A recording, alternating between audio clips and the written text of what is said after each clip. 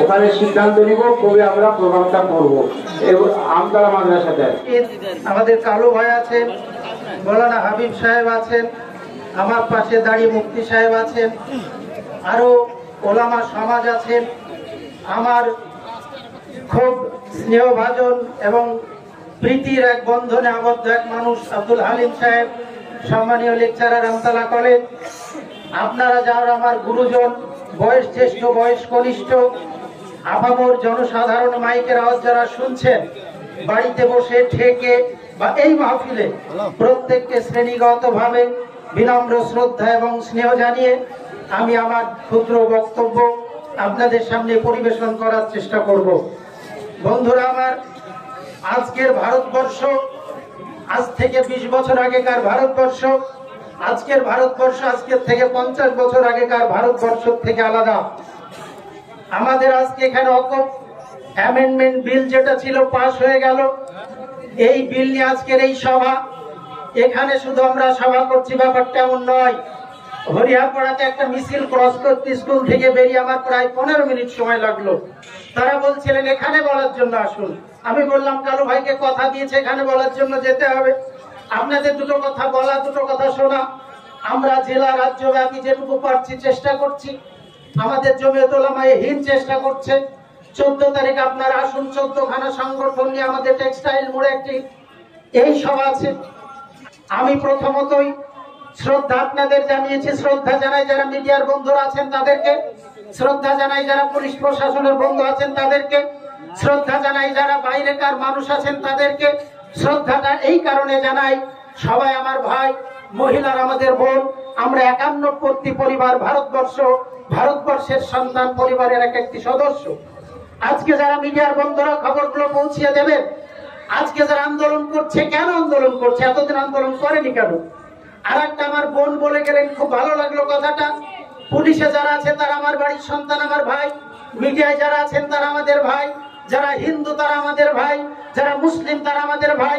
স্বামী বিবেকানন্দের কথাই যদি যাই তাহলে ডোম, মুরচি, মেথর, হরিজন যারা আছে তারা আমার রক্ত, আমার ভাই। সুতরাং ভারতবর্ষের চেতনাশীল নাগরিক হিসাবে বিনম্র শ্রদ্ধাঞ্জলি জ্ঞাপন করে ভারতবর্ষের প্রত্যেকটি নাগরিককে, অন্তত যারা অসাম্প্রদায়িকতার বীজ বপন করেছে, যারা তাদের সমর্থন করেন না, অন্তত তাদেরকে শ্রদ্ধাঞ্জলি জানাই। ভারতবর্ষের মাটিতে যে ভালোবাসা সম্প্রীতি দাঁড়িয়ে আছে, তাকে যারা সম্মান করে তাদেরকে আমরা শ্রদ্ধা সম্মান করি, তাদেরকে এই ভারতবর্ষকে স্বাধীন করতে গিয়ে যারা রক্ত দিয়েছে, ঢেলে ভারতবর্ষের মাটিকে লাল করেছিল, তাদেরকে আজকে তাদের সন্তান হিসেবে আমরা দ্বিখণ্ডিত ভারতবর্ষের চিত্র দেখতে চাই না, হিন্দু মুসলিমের বিভাজন দেখতে চাই না। আপনারা দেখতে চান কি? হাত তুলেন। এক বাক্যে ত্রিমোহনীর মাঠের প্রত্যেকটি নাগরিক আমরা ভারতবর্ষের দ্বিজাতি তত্ত্বের বীজ দেখতে চাই না, ভারতবর্ষের হিন্দু মুসলিমের বিভাজন আমরা দেখতে চাই না। আজকে আমাদের দেশের বোর্ড অ্যামেন্ডমেন্ট বিল প্রথমে 24 সাল পার করে 25 সালে পাস হয়েছে এমনটা নয়। অকপ অ্যামেন্ডমেন্ট বিল পাস হয়েছে একবার 12 সালে, একবার পাস হয়েছে 24 সালে, একবার পাস হয়েছে 22 সালে, একবার পাস হয়েছে 14 সালে। 1995 সালে সুগঠিত আইন হয়েছিল। তারা ইংরেজ গভর্নমেন্ট আমাদের এই অকপ বিল নিয়ে তারা বিভিন্ন ধরনের আইন কানুন তৈরি করে দিয়েছিল। ভারতবর্ষের অকপের ইতিহাসে আমরা এরকম কোন আন্দোলন দেখিনি। কেউ পড়েছেন বলতে পারবেন? আপনারা বলতে পারবেন না অকপ নিয়ে যারা পড়াশোনা করেছেন বা করছেন এরকম আন্দোলন হয়নি। আজকে আন্দোলন হচ্ছে। আজকে আন্দোলন কেন হচ্ছে, কোন কারণে হচ্ছে সেটা জানা জরুরি, একান্তভাবে জরুরি। দুর্ভাগ্য হলেও সত্য এটাই, আমার জাতি মুসলমান যাদের অকপের আইনটা ফরজের আকারে জানার কথা ছিল, যাদের অকপের আইনটা ধর্মীয় বিধানের মতো করে জানার দরকার ছিল, তারা অকপটাকে জানে না। চাকরি করা মুসলমান ভাই সেও ভালো করে জানে না। এমএ পাস বিএ পাস ছেলে সে অকপ কাকে বলে জানে না।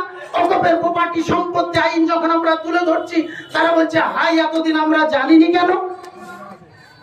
আমার একটা কথা মনে পড়লো, ভগিনী নিবেদিতা লিখতে গিয়ে একটা জায়গায় বলেছিলেন, ভারতবর্ষের ইতিহাসটাকে মুসলমান জাতি যদি ধর্মগ্রন্থ মুখস্থ করা করে না পড়ে, ধর্মগ্রন্থের মতো করে যদি ইতিহাসটাকে না জানে, আগামী দিনে ভারতের মুসলমানরা তাদের অধিকার সম্বন্ধে তাদের অধিকার বুঝে নিতে পারবে না, জেনে নিতে পারবে না। আমার মনে হয় সেই দিনটা আজ। ভারতবর্ষে গরুর নামে মানুষ হত্যা করছে এই গেরুয়া বাহিনীর সরকার। ভারতবর্ষে মব লিঞ্চিং এর নামে হত্যা করছে এই গেরুয়া সরকার। ভারতবর্ষের বুকে দেখা যাচ্ছে এই এনআরসির নামে মানুষ হত্যা করছে এই গেরুয়াবাদী সরকার। ভারতবর্ষের আজবের থেকে ক্ষমতা এসেছিল বাবরি মসজিদ ধ্বংসের পর থেকে অদ্যাবধি ভারতবর্ষের মাইনরিটি কমিউনিটির বিশেষভাবে মুসলমান সম্প্রদায়িকেরা সবসময় দ্বিধাবিভক্ত করে রেখেছে, সন্ত্রস্ত করে রেখেছে, সবসময় বুকে বুলডোজার চালানোর একটি প্রক্রিয়া সামনে রেখেছে।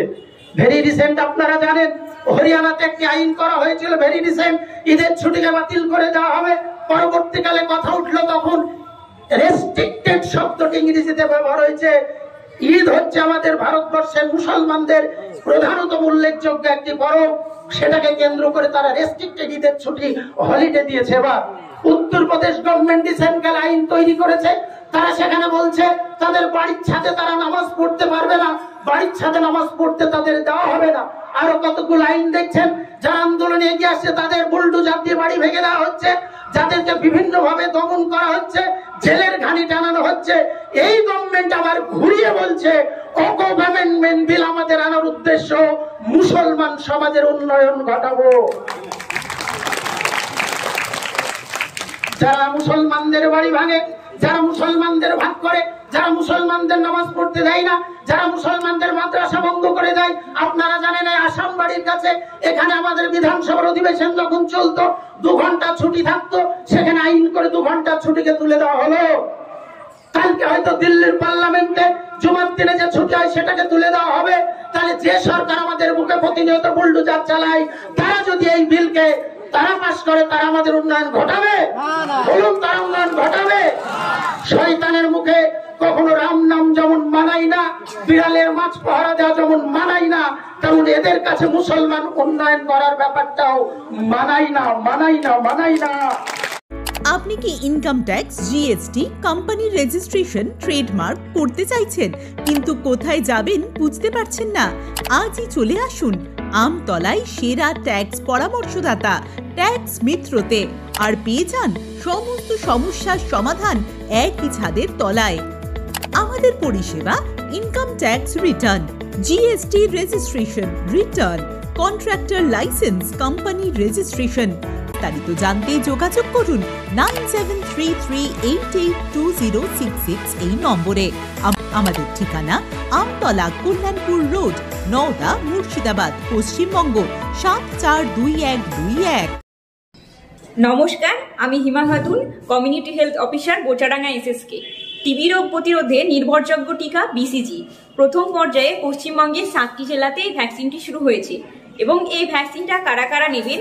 যাদের গত 5 বছরের মধ্যে টিবি রোগ হয়েছে বা 3 বছরের মধ্যে কোনো টিবি রোগীর সংস্পর্শে এসেছেন, বয়স্ক ব্যক্তি যাদের বয়স 60 বছর বা 60 বছরের ঊর্ধ্বে, যাদের বিএমআই 18-র কম এবং বর্তমানে ধূমপান করছেন বা অতীতে কখনো ধূমপান করেছেন, এবং যেই সমস্ত মানুষ ডায়াবেটিস বা মধুমেহ রোগে আক্রান্ত, তারা এই ভ্যাকসিনটা নিকটবর্তী উপস্বাস্থ্য কেন্দ্র থেকে বিনামূল্যে নিয়ে নেবেন। আমাদের মেন লক্ষ্য টিবি মুক্ত বাংলা এবং টিবি মুক্ত দেশ করা। এটা আমাদের জাতীয় যক্ষ্মা নির্মূলীকরণ কর্মসূচির আন্ডারে পড়েছে। নমস্কার।